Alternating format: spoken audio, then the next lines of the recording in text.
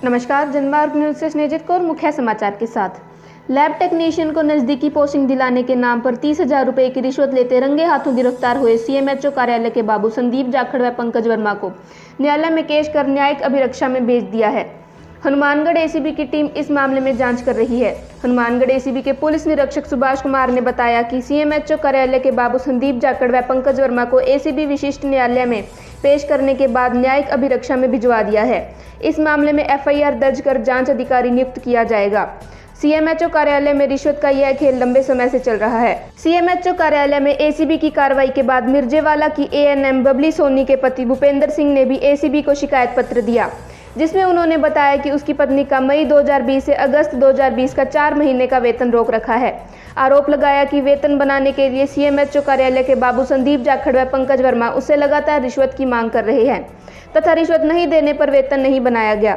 भूपेंद्र सोनी के अनुसार उन्होंने सीएमएचओ डॉक्टर गिरधारी लाल मेरड़ा से भी संपर्क किया था, लेकिन उन्होंने भी कोई कार्रवाई नहीं की। भूपेंद्र सिंह ने बताया कि उनसे संदीप जाखड़ ने इस काम के बदले में 10,000 रुपये की रिश्वत मांगी थी, जो कि उन्होंने नहीं दी। इसके बाद एसीबी द्वारा उसे रिश्वत लेते हुए पकड़े जाने के बाद उसने अपने बयान हनुमानगढ़ चौकी के प्रभारी एएसपी तेजपाल को दर्ज करवाए। इसके अलावा रिश्वत मामले में गिरफ्तार बाबू पंकज वर्मा पर भी रिश्वत मांगने के अनेक आरोप लग चुके हैं, परंतु चिकित्सा एवं स्वास्थ्य विभाग ने उस पर कोई कार्रवाई नहीं की। पंकज वर्मा की प्रताड़ना से परेशान होकर एक डॉक्टर ने आत्महत्या की कोशिश भी की, परंतु उसकी जान बचा ली गई। इस मामले में पंकज वर्मा को एपीओ कर बीकानेर लगाया गया था, परंतु अधिकारियों को मेहरबानी से उसे कुछ दिन बाद ही वापस सीएमएचओ कार्यालय श्रीगंगानगर में वापस लगा दिया गया। सीएमएचओ कार्यालय में रिश्वत लेते रंगे हाथों गिरफ्तार हुए 2 बाबुओं ने एसीबी को पूछताछ में बताया था कि उन्होंने यह रिश्वत की राशि सीएमएचओ डॉक्टर गिरधारी लाल मेरड़ा के लिए ली है। जिस दिन एसीबी ने कार्रवाई की उस दिन सीएमएचओ डॉक्टर गिरधारी लाल मेरड़ा किसी कार्य से जयपुर गए हुए थे। इस संबंध में आज जनमार्ग के संवाददाता ने जब सीएमएचओ डॉक्टर मेरड़ा से बात की तो उन्होंने कहा कि जिस दिन एसीबी ने कार्रवाई की है वह जयपुर गए हुए थे। ऐसे तो कोई भी किसी का नाम ले तो क्या वह आरोपी हो जाता है? मामले में एसीबी जांच कर रही है। अगर इन्हें पूछताछ के लिए बुलाया जाएगा तो जाएंगे। सीएमएचओ डॉक्टर गिरधारी लाल मेरड़ा का कहना है कि उन पर लगे सभी आरोप निराधार हैं। वहीं सुनने में आया है कि सीएमएचओ ने करीब 25 लाख रुपए की कीमत से पन्नीवाला में जमीन खरीदी है तथा शंकर कॉलोनी में 75 लाख रुपए में कोठी खरीदी है। अगर सीएमएचओ रिश्वत मामले में आरोपी नहीं है और पूरी ईमानदारी से अपना कार्य करते हैं तो उनके पास इतनी संपत्ति कहां से आई, यह भी जांच का विषय है। हनुमानगढ़ एसीबी के पुलिस निरीक्षक सुभाष कुमार का कहना है कि इस मामले में एफआईआर दर्ज होने के बाद सीएमएचओ से भी पूछताछ की जाएगी। लूणकरणसर पुलिस ने थाना के सामने राष्ट्रीय राजमार्ग 62 पर एक कार से करीब 25 किलो डोडा पकड़ा है। साथ ही 4 आरोपियों को भी गिरफ्तार किया है। चारों आरोपी रावतसर के रहने वाले हैं। लूणकरणसर थाना पुलिस ने शनिवार को सुबह 3:30 बजे थाना के सामने राष्ट्रीय राजमार्ग पर नाकाबंदी के दौरान बीकानेर की तरफ से आ रही स्विफ्ट कार रुकवाई।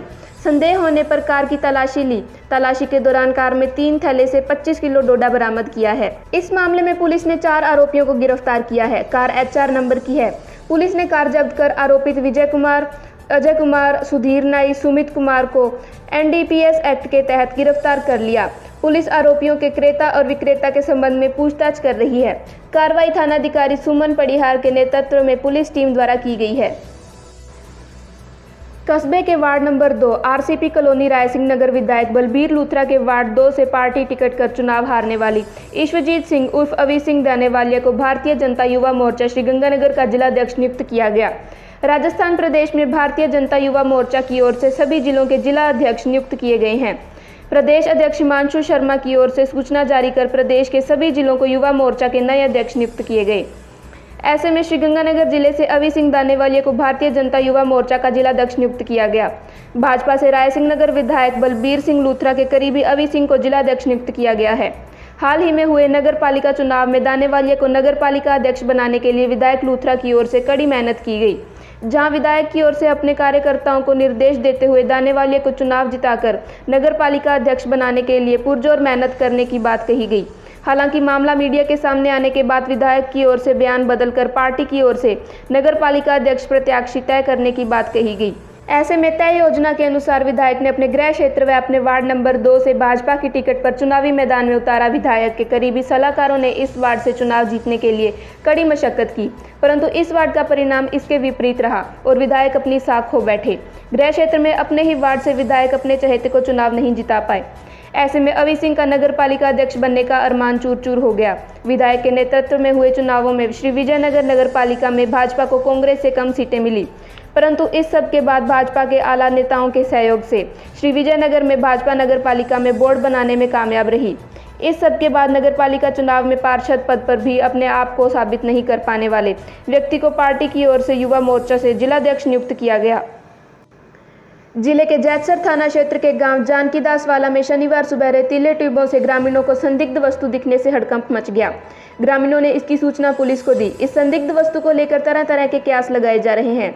इनमें निकली पाइप में से एक के बंद होने ने लोगों में इस वस्तु को लेकर तरह तरह की चर्चा रही। साथ ही इस वस्तु की विचित्र आकृति तो संदिग्ध है ही, इसके टीले में दबे होने को लेकर भी ग्रामीणों के मन में कई तरह के सवाल उठ रहे हैं। टीले पर संदिग्ध वस्तु मिलने की जानकारी मिलने के साथ ही ग्रामीण मौके पर एकत्र हो गए। सूचना मिलने पर हवलदार धूप सिंह मौके पर पहुंचे। इस संदिग्ध वस्तु के बारे में आर्मी व इंटेलिजेंस को सूचना दी गई है। हवलदार धूप सिंह ने बताया कि संदिग्ध वस्तु काफी पुरानी दिख रही है। इसमें 4 पाइप लगी हुई है, एक पाइप बंद है व अन्य खुली हुई हैं। बमनुमा इस संदिग्ध वस्तु को देखने के लिए ग्रामीणों की भीड़ मौके पर मौजूद है। वहीं पुलिस ने एहतियात के तौर पर ग्रामीणों को संदिग्ध वस्तु से दूर रहने के लिए कहा है। फिलहाल पुलिस आर्मी व इंटेलिजेंस को संदिग्ध वस्तु के फोटो भेजकर जानकारी प्राप्त कर रही है। हरियाणा नंबर की गाड़ी में सवार कुछ युवकों ने शराब के नशे में धुत बैरिकेड्स तोड़ दिए तथा रात को करीब 1 बजे गाड़ी लेकर गांधीनगर पहुंच गए, जहां पीछा कर रही पुलिस ने एक युवक को गिरफ्तार कर लिया तथा 2 फरार हो गए। इस घटना के बाद रात को इलाके में सनसनी फैल गई तथा लोग घरों से बाहर आ गए। प्राप्त जानकारी के अनुसार गांधीनगर में रात को करीब 1 बजे हरियाणा नंबर की एक SUV कार में 3-4 नशे में धुत थे।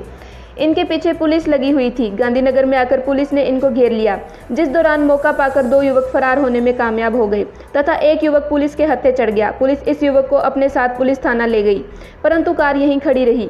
पूर्व पार्षद पवन गौड़ ने बताया कि उन्हें जानकारी मिली है कि यह युवक शराब पीकर चलती कार में से शराब की बोतल बाहर फेंक रहे थे। इसी दौरान इनके पीछे एक कार और आ रही थी, जिस कारण बोतल टूटने पर उन्हें लगा कि आगे वाली गाड़ी में सवार युवक उन पर फायर कर रहे हैं, जिस पर पीछे आ रही कार में सवार ने पुलिस को इसकी सूचना दी। इसके बाद नाकाबंदी करवाई गई। जानकारी के अनुसार इन युवकों ने साधुवाले में भी बैरिकेड्स तोड़ दिए तथा कार को भगाकर गांधीनगर तक पहुंच गए। इस दौरान पुलिस इनके पीछे थी। कार के आगे का हिस्सा क्षतिग्रस्त था। गौड़ ने बताया कि आज सुबह एक युवक आया और कार लेकर चला गया। पुलिस अधिकारी इस गाड़ी को पुलिस थाना लेकर नहीं गए।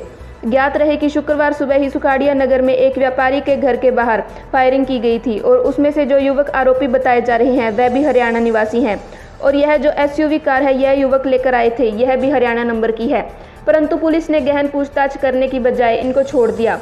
सुनने में आया है कि जो युवक इस SUV कार में सवार थे वह पुरानी आबादी निवासी बताए जा रहे हैं। जिले में अपराध की घटनाएं सरेआम हो रही हैं। रंगदारी, हत्या, लूट, ठगी, मारपीट जैसे अनेक मामले हैं जिनकी संख्या में बढ़ोतरी आई है, परंतु पुलिस इन पर रोक लगाने में विफल रही है। पुलिस प्रशासन द्वारा जिले में बढ़ रहे आरोपों पर अंकुश नहीं लगा रहा था कि अब दूसरे राज्यों की गैंग की नज़र भी श्रीगंगानगर पर है।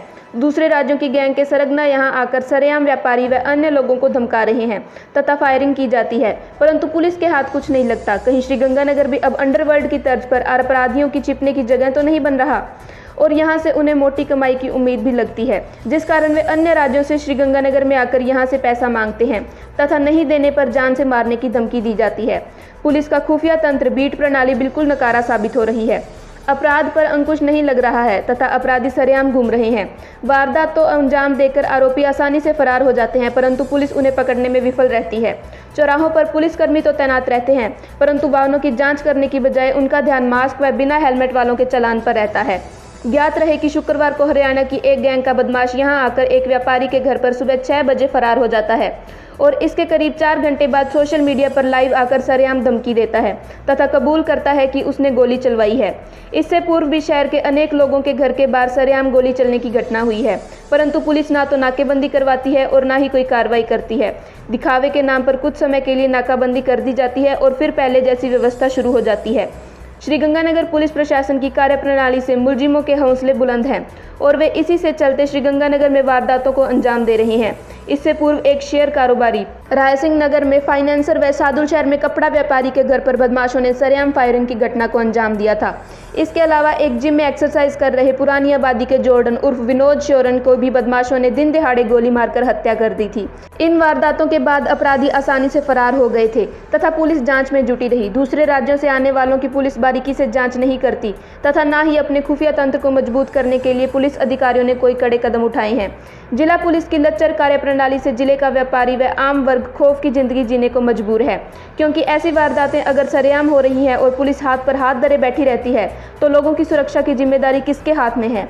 पुलिस अगर पहले से मुस्तैद हो तथा इनकी खुफिया तंत्र मजबूत हो तो वारदात को होने से रोका जा सकता है। बदमाश आते हैं और गोलियां चलाकर लोगों को डराते धमकाते हैं, यहां तक कि अगर किसी से मदद मांगी तो पूरे परिवार सहित मार डालने की धमकी भी देते हैं। पुलिस का अगर यही रवैया रहा तो लोगों को दहशत में जिंदगी जीने को मजबूर होना पड़ेगा। बढ़ रही वारदातों को रोकने के लिए पुलिस को कड़े कदम उठाने की जरूरत है। धन्यवाद।